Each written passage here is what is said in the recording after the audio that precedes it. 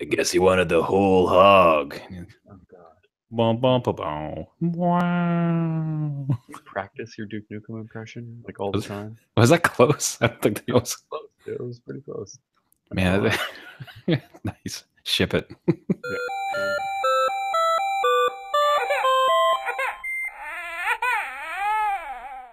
yeah, it gives us lead out time though. Oh, lead out time. Okay. Yeah, because we're gonna probably babble and also talk about parent stuff. Oh yeah, that part of it too. That part of the That half of the podcast. podcast. Sure, sure. All right.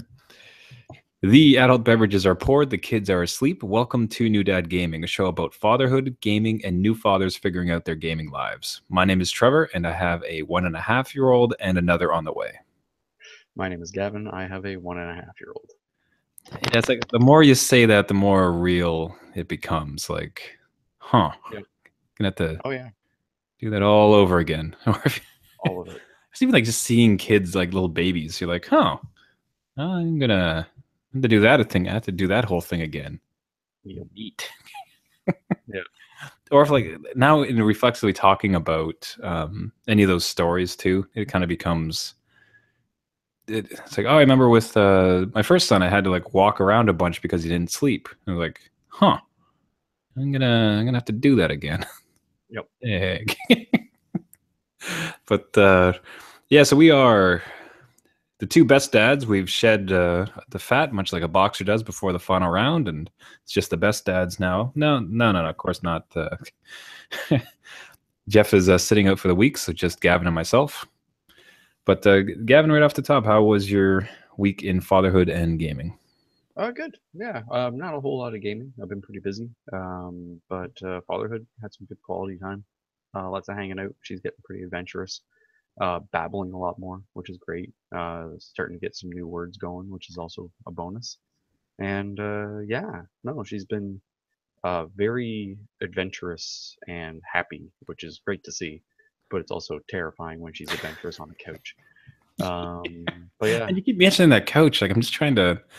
she She loves the couch. She loves the couch. Now she likes jumping on the couch, which is even better. Now she's airborne on the couch, which is awesome. sounds like you should replace your whole living room set with just beanbags. It just yeah, I'm just gonna foam pad everything.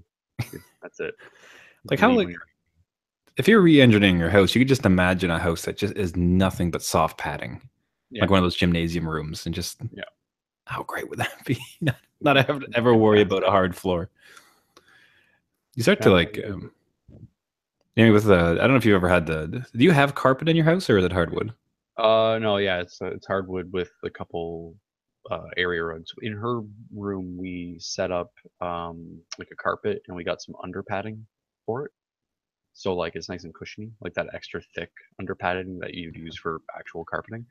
We just got a measured piece of that fits underneath the rug, so it sort of makes the rug into a nice comfy playmat area as well. So I do. and it covers most of the floor of the bedroom. I mean, do you think that shag carpet was a fashion statement or a safety feature? I don't know, Like, a little of each. It's it's like, also probably like it was like the original Roomba, like you just have one and like it would just catch it all. Um, yeah, so it's like 10. Each shag rug is good for like 12 years of filtering yeah, garbage. exactly. It was like the original HEPA filter. You just lay them out and just let it do its work. But it's just saying, just don't no running in the house. That's why there was no running in the house because you'd stir up the shag rug and everybody coughed for a week. Oh, I thought they eradicated that disease. Oh, they Nope. they shook the shag rug. No, No. got out. It's like Oh, you had to play tag in the house, and now everybody's got cholera. oh, jeez, the Black Death again. Oh, come on, guys. The Yeah, myself much the same. Not a lot of games at all. I think a little bit of couple of rounds of Street Fighter, um, which it just happened. My wife was in the room at the same time, so she was like watching it with kind of like, what the heck are you doing?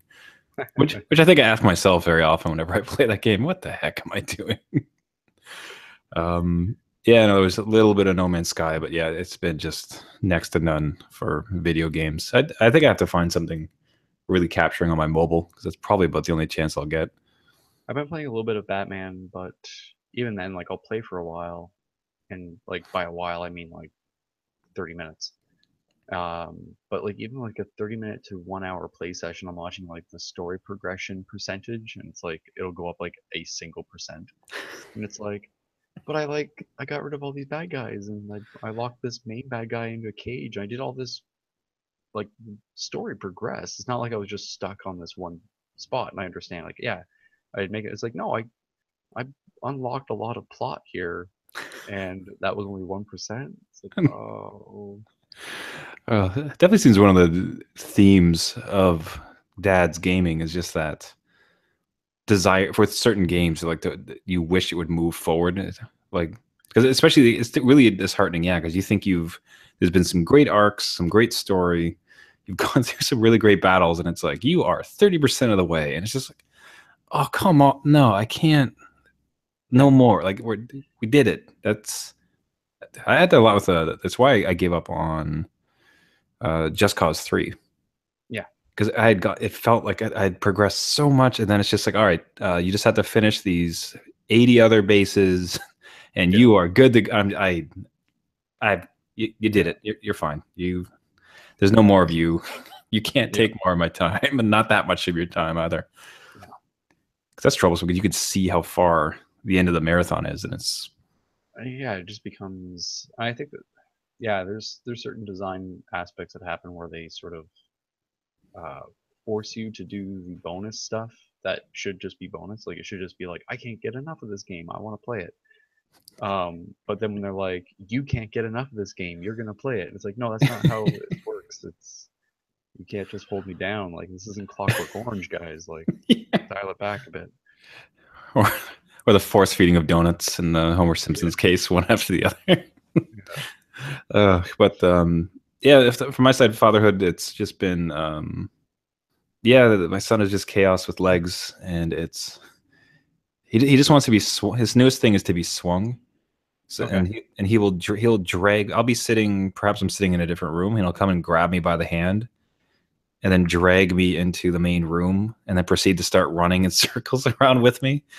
So there's not a lot of choice I have in the matter. It's really Yeah. just like I am Just now let going through. acceleration do the work, and you're like, I guess he's up now. Let's there you go. I'm just constant and like to the point where like my ability to spin a whole bunch without getting dizzy is improving a lot because like much like a figure skater where just like you're constantly in Yeah. motion. Like You know how to handle the spin. Your inner ear is well tuned.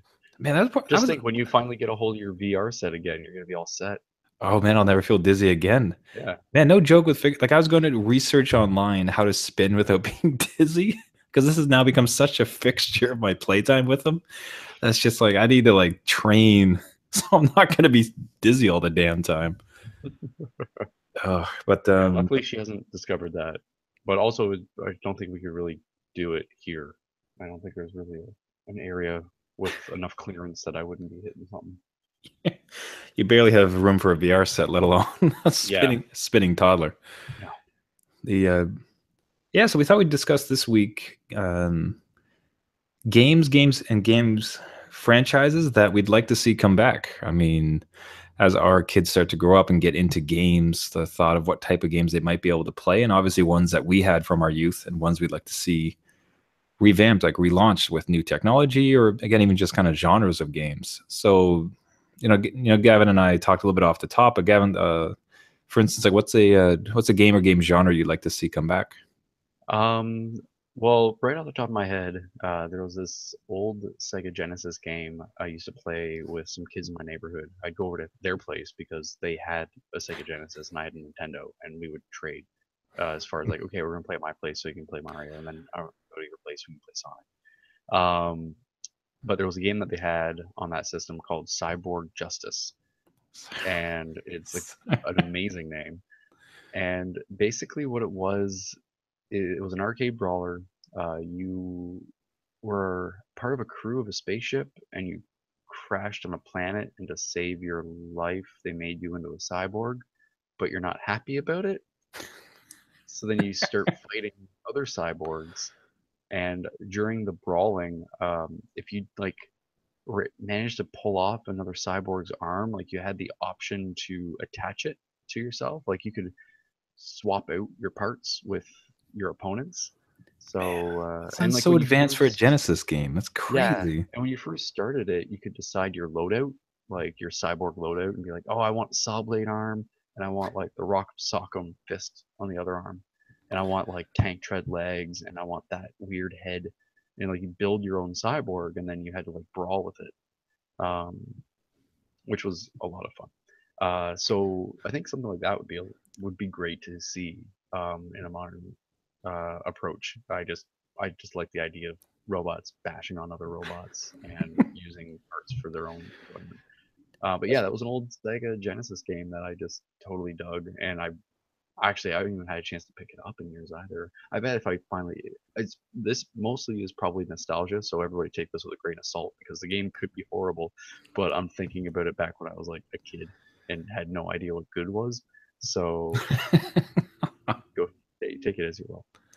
Yeah, I just wonder, like, if they redid it, they'd have to show such restraint because, like, you imagine half the arms would be like DLC or Oh yeah, yeah, yeah. microtransactions you have to buy, and then overly complex systems. Because it sounds like, man, again, I'm blown. Like, I can't believe that existed on Genesis. Like, Yeah. that sounds like such kind of a modern mechanic as far as like augmentation and upgrade, and that sounds like a blast. Like, I never saw that one. It's pretty cool. Like it was. I'm actually looking at some Google image search stuff, and I'm like, yep, that was totally it. Like, nope, I verified it was awesome. Like, Yeah, it was pretty cool. Like even on like the box cover, there's like a cyborg using a buzzsaw to cut off another cyborg's hand while he's shooting a rocket blaster into the air triumphantly. It's like, yeah, sounds like such a video game. Video game. Like, it's just yeah, it purely is. It is. If there was ever like poster child for '90s console video game stuff, it was like, yeah, that's pretty much it. now, did you ever get into the baseball one where everyone who's playing baseball were Oh, the robots, and then if it's like a you cyborg baseballish game thing. Yeah, I think I remember that. yeah, and then if you got stopped at a base, you could just like you weren't out, but you just had an opportunity to kill the other robot Yeah, instead of being out. It's just like it's like that's how baseballs work. That sounds yeah, fantastic. And even that, man, I remember that too. Like some of them had like legs, other ones had wheels, and then they had different loadouts. So some had guns or like punch. Almost sounds like it's it almost sounds like a precursor to the one that you'd mentioned. yeah. Or yeah, maybe that was it. Maybe that those were the sequels I was just unaware of. But yeah, no, yeah. So Cyborg Justice. Cyborg, If the jeez, owners of that license are listening, it's time. please bring it back. It's time. We've waited long enough.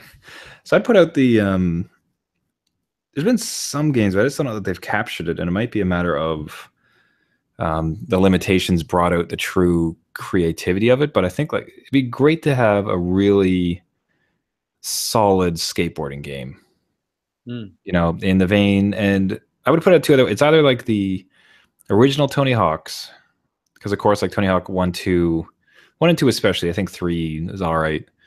But the original Tony Hawk's and just how that like had captured everybody I knew was playing that game. Like that was definitely a go over to your buddy's house and everyone sit down, everybody do a run. There was the skate games for 360, 1 and 2. I think they had a 3. I don't know if I played that one though. yeah, I can't remember if they managed to have a third one come out as well, but I remember they were really well received. They were Yeah, sort of like it was around the same time that like the Tony Hawk franchise was starting to flounder, and then Skate was like swooping in and being like, "Hey guys, check us out." man, and it was just like it, and it was great. It was fresh because like the way you did tricks really had you feel like you were connected to the board with skate because like I remember I think your right paddle was kind of like how you flicked the board. So it kind of Yeah, so doing a yeah, kickflip really felt like you were like kind of hitting up and over. So like you had to mimic the motion a little bit of what it would be like to skate, and it was a bit more realistic as opposed to Tony Hawk's jump off like 50,000 feet and like spin yeah. around, grind. Ollie off of a skyscraper and bounce off a blimp. So it was yeah, so just like a real, and it's a shame too because you saw like Tony Hawk has released like the latest Tony Hawk one was just a Yeah, disaster, unfortunately. those were some beautiful glitches though. There was some just Oh, like jettison into space, gone. oh, And that one too, you just it was unfortunately just it seemed artistically just a desert because they just massively changed. They were going to release this one version of it, and it looked just ho hum. They tried to basically pull a Borderlands, where some of the original artwork for Borderlands was it's like okay, this is a shooter, neat. But then they did the cell animation, like they're releasing to pump up the comedy and the storytelling, and Borderlands was Hmm. turned to be great. And what Tony Hawk released, the latest one, was definitely self shaded. they, Yeah. they they went for it, but they just didn't stick the landing. Yeah. Um, couldn't pull off the 1080. No. And yeah, but so just the thought of it, I think if nothing else, if it could just be a skate game, and if they could avoid some of the traps of multiplayer online and DLC, or and just have like just an incredible skate game, that would be one that I'd be very interested in. Yeah. Even to treat like there was that one game Steep that just came out recently. I haven't heard a whole bunch about it, but it's like a it's a snowboarding, skiing, just Mhm. mountain sports stuff. But that one seems like it's just like here's a mountain, here's your sports stuff, go have fun. Here's your Um, sports gear, go. so like I'm not sure if there's if that is sort of an approach that they could take as well, where it's just like here's an environment and like there's almost like with like Mirror's Edge, how like to have like a little bit of a visual identification for things that could be interacted with, and then others where it's like kind of self-discovery to find that out. Um, but yeah, it would be. I think people just like playing around, really. Like that's why I think Grand Theft Auto still does so well. Is that sometimes people just want to see it's like, can I jump this car over this thing? Or there was even a point in time where I used the bicycle a lot in Grand Theft Auto, and I was trying to like jump it up onto the hood of cars and do little tricks and stuff. And there was no mission. It was just me, fooling around with stuff. So I think to have something like that, but with skateboarding, and then obviously lots of points or some form of a score system just to let you know like you did something cool.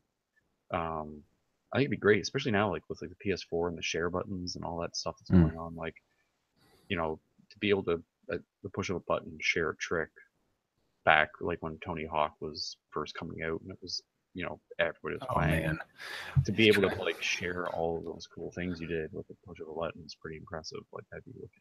yeah, 'cause, man, geez, share back they would have been great because there was the, I think the number was a million, like because the way you could connect, especially when the manuals came in, which I think Hmm. was Tony Hawk 2, you could just for an entire 3 minute session, you could just connect one trick because it was like go up to here and then manual, then grind, then manual, then manual into a jump, and then manual into another grind.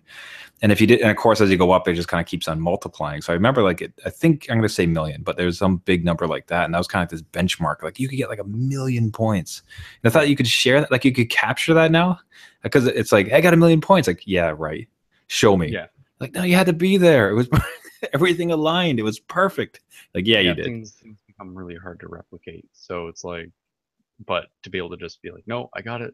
There's proof. There's video proof. It's on my Twitter. Look at this. You can't deny Yep.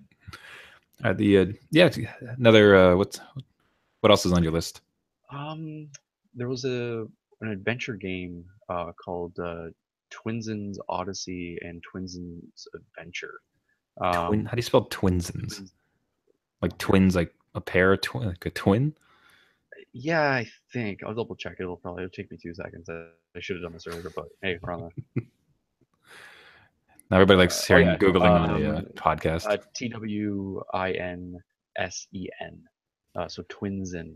Okay, I'm gonna look at this now because I want to. What if I remember it? Because by name, I certainly do not remember it. It's like it was an isometric adventure game, and it was just really charming. It was this fun little fantasy world. You played this little character in a blue robe, um, and yeah, it was there was a lot of really neat little puzzle bits to it. I think in one of the later of the two that came out, you had like there was a dune buggy you could kind of just zip around town in, and then like there was sort of a overworld and then an underworld sort of deal with like you zip around and then you go into a building and then like that is the building now. The art style and your approach and everything changes. It was like 3D when you're outside, and then like isometric 2D inside. But Huh. yeah, it was a really interesting little adventure game. Like it had a lot of uh, charm to it that I haven't really seen a whole lot of. But yeah, Wait, was this on? I see here on PlayStation. Though, was it for PlayStation too? it might have been out for like PlayStation as well. Um, I played it on PC, but oh yeah, it looks like it was an old Activision title.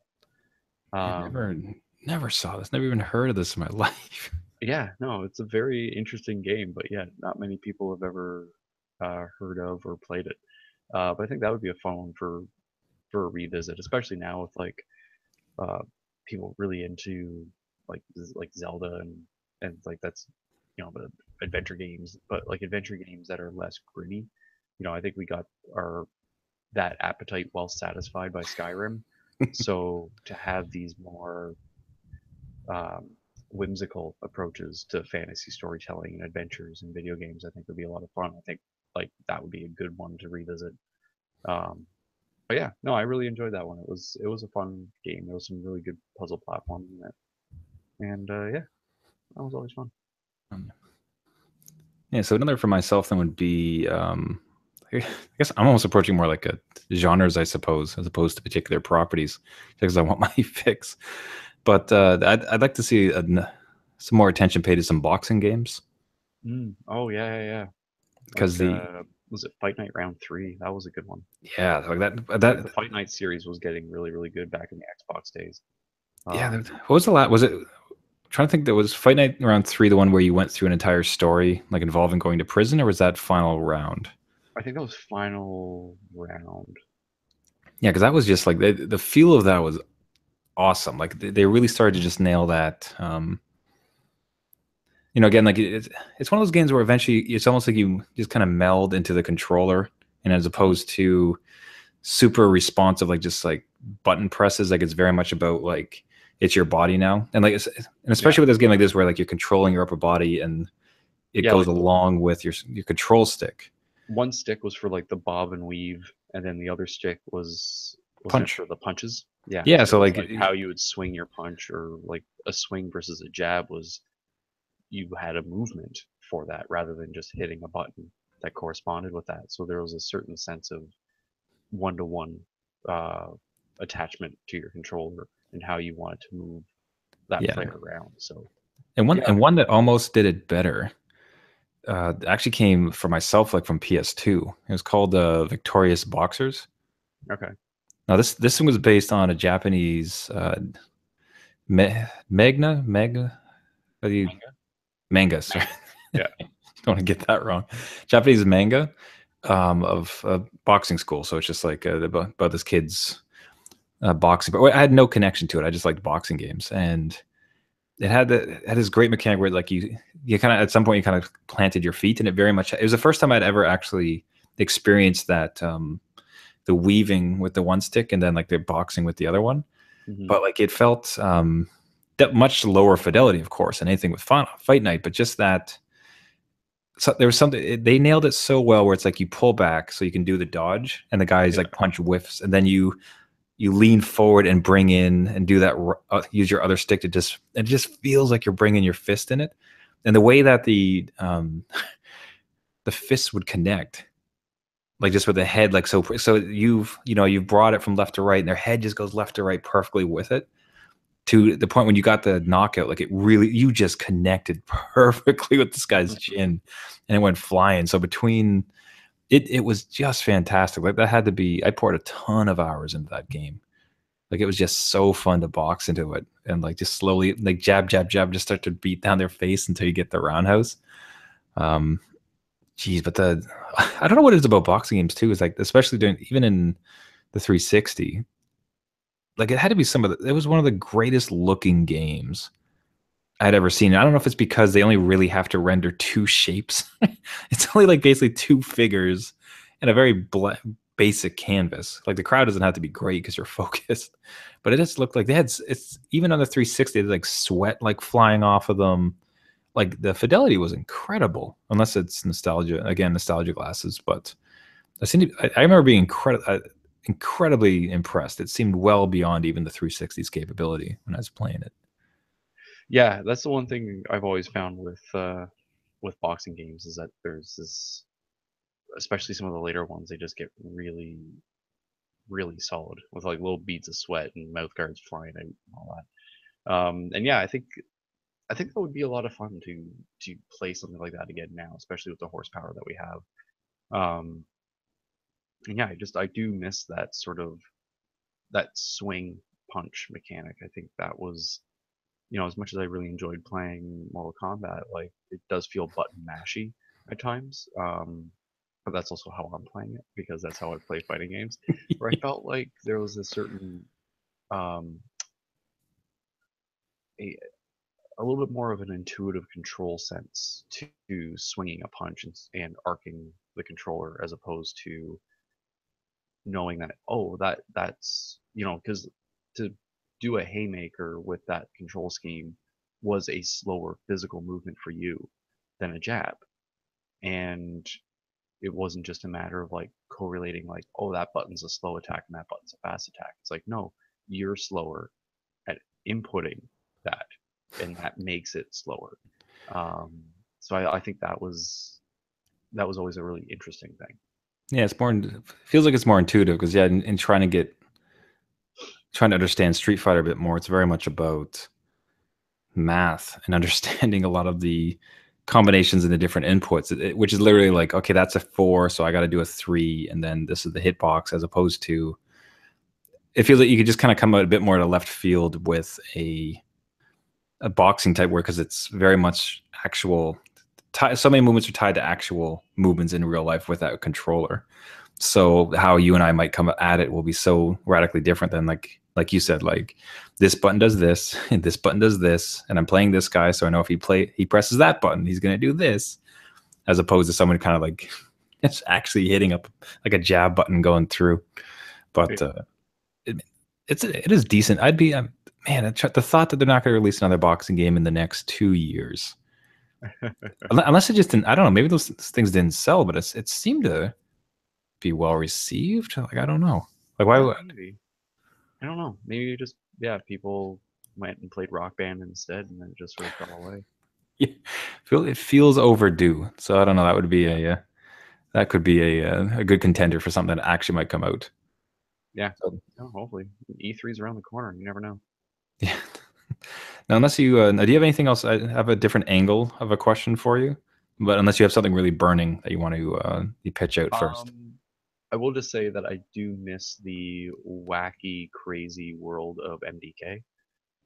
That's a it's a game, sort of a third-person shooter action game that came I out. would anybody who's ever owned or seen a PlayStation, I bet has at least would recognize the cover of Yeah, this game. It was very iconic. Like that yeah. cover and poster was everywhere. It was a guy with a pterodactyl head, but it was actually a gun that would come off because it was his helmet, and he had like a ribbon parachute. Um, but the game itself was just there was some really weird, kind of almost like an Earthworm Jim kookiness to it, or like Oddworld Abe's Odyssey, sort of like, or like Stranger's Wrath in regards to like how the fantasy world is like that sort of like like a heavy metal magazine fantasy. Like things are just like really weird and wacky, but like minus the Frazetta women. Um, but yeah, it was really really fun. I remember just having a blast running around, just shooting at these weird troll monsters and having to do a parachute drop into every level. It had a very interesting feel to it. So yeah, I think there's just certain um, I think what actually overarching theme throughout with me tonight has been like I want to see a little more exploration into new uh, narrative playgrounds, like different styles of fantasy, rather than just like swords and elves and there's a troll thing with a pig nose, go hit it. Um, I think like the ones that are really like, you know, people might ask you what you were taking when you thought of it, like that sort of fantasy, um, or just those like crazy ideas. Where I think that's the one thing I do miss with some of the older games is that I don't know whether a game like Cyborg Justice would have like. I think if you try it now, people would be like, "Oh, I don't know about that." But back then, everyone's like, "Pff, "Video games, whatever, make what you want." Where now, because there's a little bit more at stake, there can be a little bit more hesitation to take a risk or to just do that thing. Be like, yeah, I'm making a game about cyborgs. They fight, and you get his arm, you put it on, and then you fight with the arm. He's like, all right, cool. Like if you pitch that, it'd be like, yeah, awesome. What about multiplayer? What about DLC? And it's like, no, it's just Uh, no. It's just you punch him and you get an arm, and then you punch yeah, him with a new arm. I guess what's as we see the continued maturation of the indie scene and Hmm. just some of the absolute crazy gems that are coming from there. Like it's That's where you will see some of that. Like the Rainworld, which was originally yeah, titled Slugcat. Like they actually just called the game Slugcat. It was Slugcat for a while, and then they changed the title because they're like, yeah, it's probably a better title. But yeah, that's very much a Cyborg Justice sort of approach. Like, yeah, we'll make this game as good as Slugcat does this stuff. And yeah. that game I actually really did enjoy. I checked that one out when I was at PSX, and that was the fantasy world that they're building. And that was really fun because I'd never seen it before, and I like that, and that's kind of also why I'm digging that Strafe game. I think that one makes me think of MDK. It's Hmm. that low poly craziness of just like lots of particle effects everywhere, but not a lot of horsepower behind it because it's meant to harken back to that low poly shooter day. Um, so Yeah, yeah, 'cause I think that's sort of why those things catch my attention. yeah, so I think like to that, like what I'd pitch in that angle then too is I think like when you think of Hyperlight Drifter, Yeah, like yeah, that's certainly left field. And again, that's what's good too is like that's an indie darling. Like so, yeah. you'd like to think that the sales went along with its critical success. I'm not sure. I know it's certainly all over. You see it all over the place. So I'd like Mhm. to think that it's done very successfully, and it's definitely out there. Like that is a bunch of different That's concepts another one where mashed. it was like there's some really great risk taking happening here. Yeah, Um, and even like Guacamole, for instance, I even think like yeah, kind of falls into that because it's just like, all right, so you are a Mexican wrestler with magic powers on this, and it's a beat 'em up, and like, all right, go, and just like, just mashing a bunch of things and like having fun with this concept, not being constrained by too much consensus or like what has been done before. yeah. But also making sure that you pay enough attention to what was done before to know Mm. like to avoid any huge pitfalls.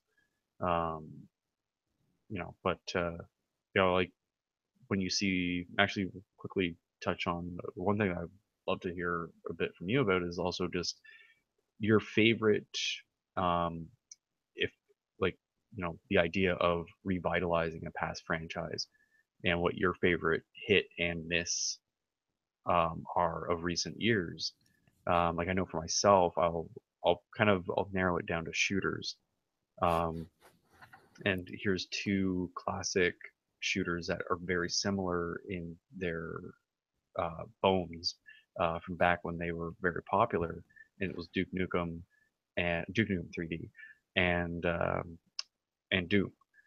Um, and then both have released uh, sort of relaunches of their brands and of their games over the last few years. They're close enough in duration to really be adequately compared. Uh, and yeah, like Duke Nukem missed the mark, uh, and I think they're translating stuff in a way that didn't gel well with today. And Doom did a great job bringing the mechanics of then and the that sort of like heavy metal, like I want to fight some demons, and that's all you're doing, and that's all you want to do.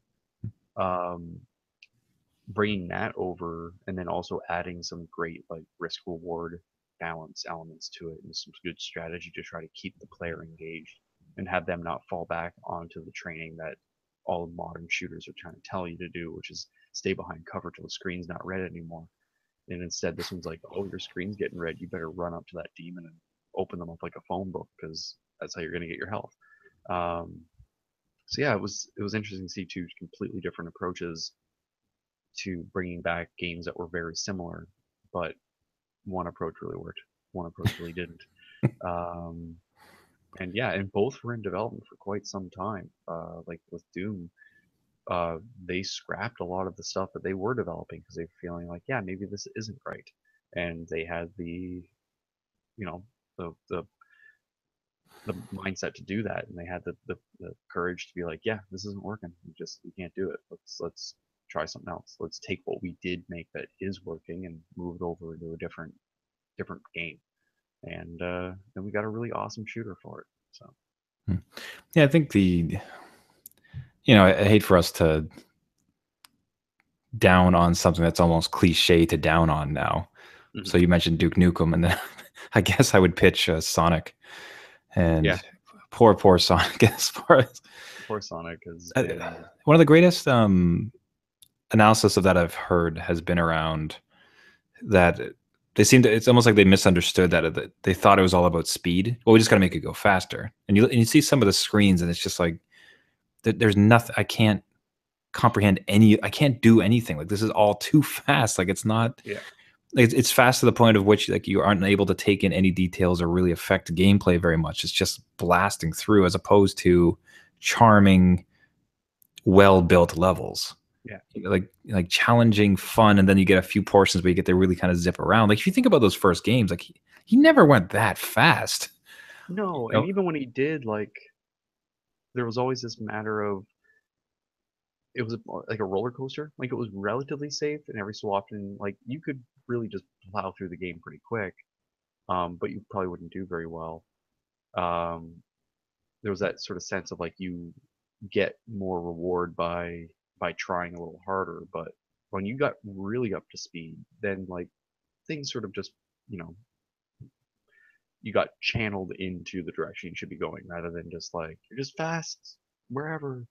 Um, right, and yeah, it's like in the modern ones, they add a third dimension and they increase the speed.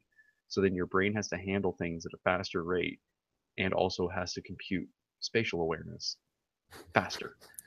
Whereas like 2D, you can get away with a bit of flexibility because like yeah, it's going fast, but you don't have to worry about like what's above you, below you, in front of you, everything behind you, so it's fine.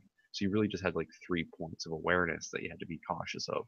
Where you're in a 3D game, it's like all of a sudden it's omnidirectional, Yeah. and it just yeah, it makes it too hard to factor that in. And then yeah, you add that to level designs that aren't as thought out, then yeah, Like it's weird just love completely stories with like humans and like what like why does it have to go so deep? what He's was a that other blue one where hedgehog you that had runs fast. the werewolf version of him? Was it Sonic Unleashed or something? He had like a Yeah. Bucky or Mr. Hyde thing going on. What's been curious, they've had some hits. Like I think Mhm. Sonic Colors was well received.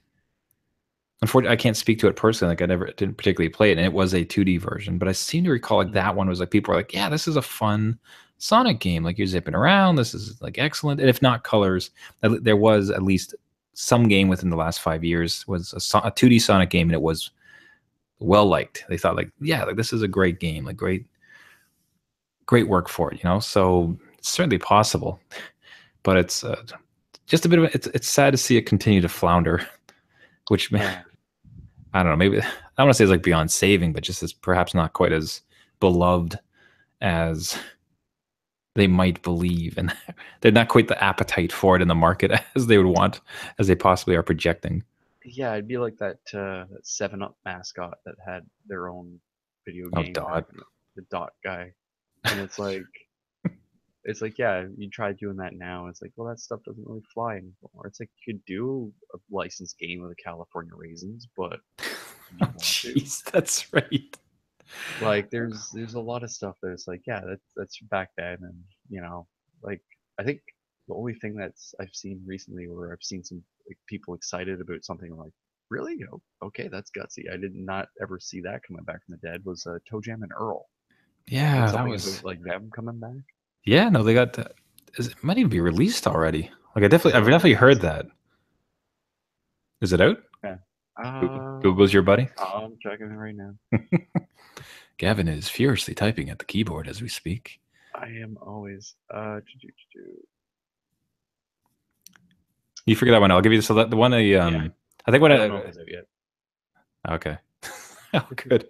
I Done. think I didn't have much I wasn't a massive fan of it, but I've played a quick demo, and everything I've seen about it looks really great and very much sticking to the formula that made it great. That's Bomberman, so the new Bomberman for the Switch, Okay. and especially with the two controllers that snap off to give to two people, like that is an excellent game to have on that system.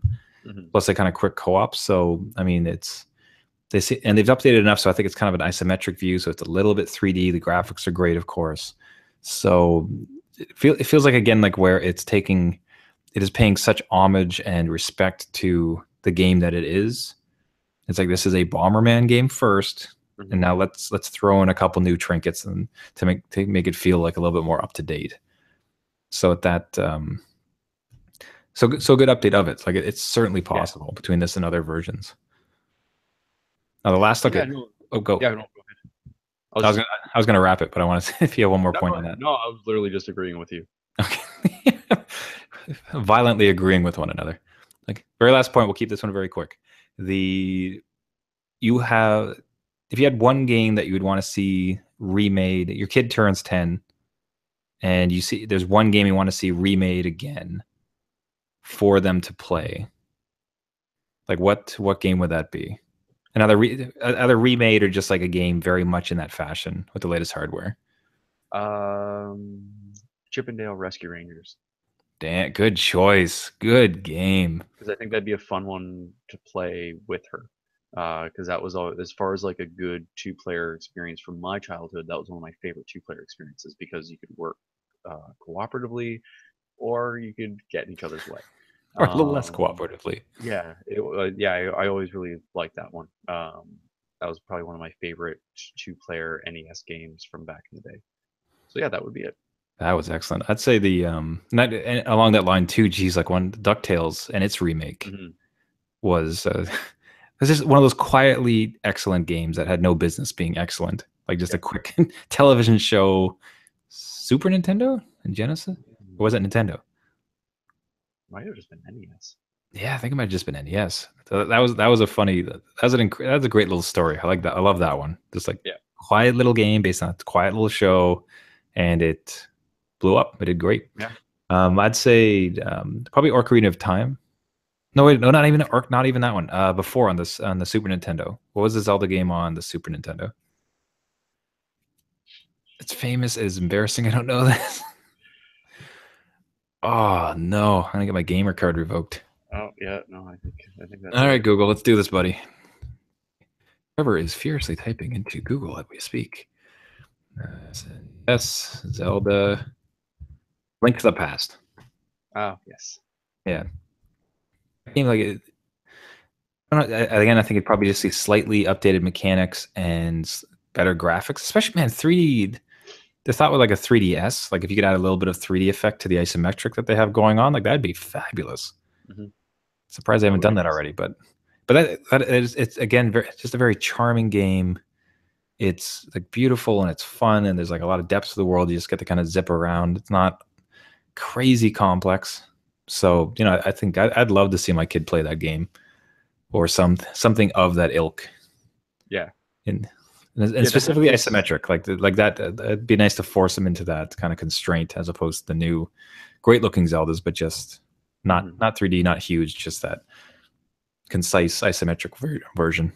Yeah, it's sort of a good way to get them understanding like puzzle solvings and adventure games and that idea of adventure narrative in a video game. Because I think some of the earlier ones worked well as a precursor to these other ones. I think maybe kids who jump right into big ones, like maybe their experience isn't as solid. I don't know. Maybe I'm just an old man saying, "Hey, go outside, play baseball." Um, but yeah, it's maybe there's a almost like a curriculum, to like game education in regards to how you learn to play. But that's a topic for obviously. You gotta you gotta learn to. If nothing else, you learn never to hit a chicken. Never hit the chicken. And that's just good life advice right there. Yeah. And on that note, we'll wrap it up for the week. Everybody, thank you so much for listening. This has been New Dad Gaming. If you'd like to reach out to us, you can find us at our website at newdadgaming.com. If you have any show notes, questions, ideas for the show, we'd love to hear from you. You can also reach out on Facebook as well as Twitter. We do this podcast weekly, and you can subscribe on iTunes as well as Google Play. And we'd love it if you could subscribe, share it, send it around, and especially to new dads who like to game. Until next week, my name is Trevor, and I have a 1.5-year-old and another on the way. My name is Gavin, and I have a 1.5-year-old. All right. Bye, everybody. Good night. I was struggling with that because it's just like I decided on another on the way because at this point, like, you refer to it in weeks, right? So it's like 12 weeks, 20 weeks. But a lot for our show, it was like, and I have a 2-month-old and a 3. So it's kind of like, it's like, so is it, like, is it like a countdown? Like I have a 19, he's like 19 weeks until a baby, or he's negative 19 weeks and negative 18 weeks. Like, I wasn't sure how to describe it in this context. So I just keep it vague. Yeah, and as a baby. That's a new one showing up. Player 2 will enter the game soon.